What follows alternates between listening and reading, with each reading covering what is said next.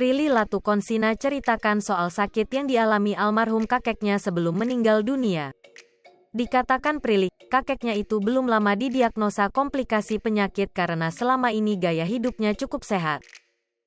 Meski diakui Prilly dalam beberapa waktu terakhir ini kakeknya sering terserang stroke yang membuat penyakit lain ikut terasa. Belum lama sih sakitnya.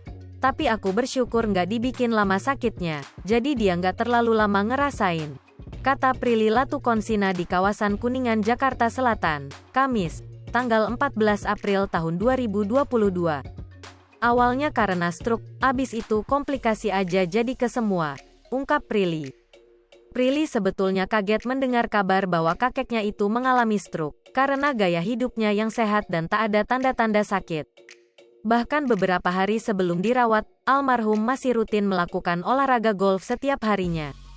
Syok banget ya, karena dia itu sehat banget kayak setiap hari main golf, kayak olahraga, terus nggak ada masalah, masih segar banget lah, tutur Prilly Latukonsina.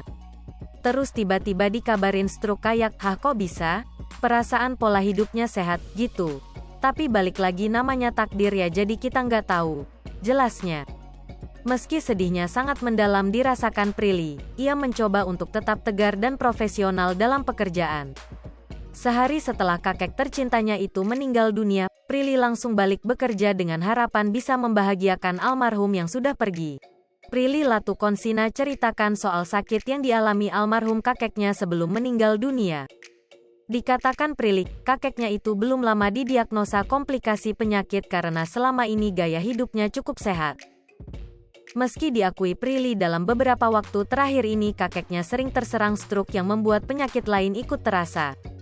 Belum lama sih sakitnya.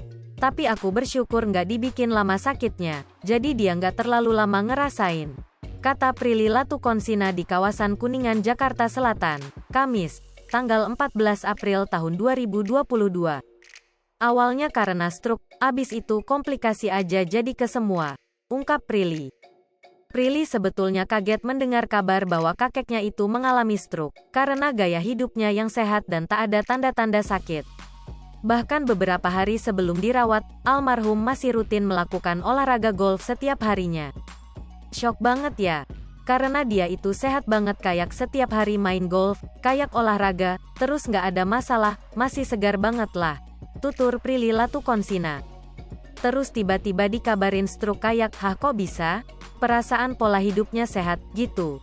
Tapi balik lagi namanya takdir ya jadi. Hai pemirsa Sri Popo TV, jangan lupa komen, like, dan subscribe, serta tonton terus berita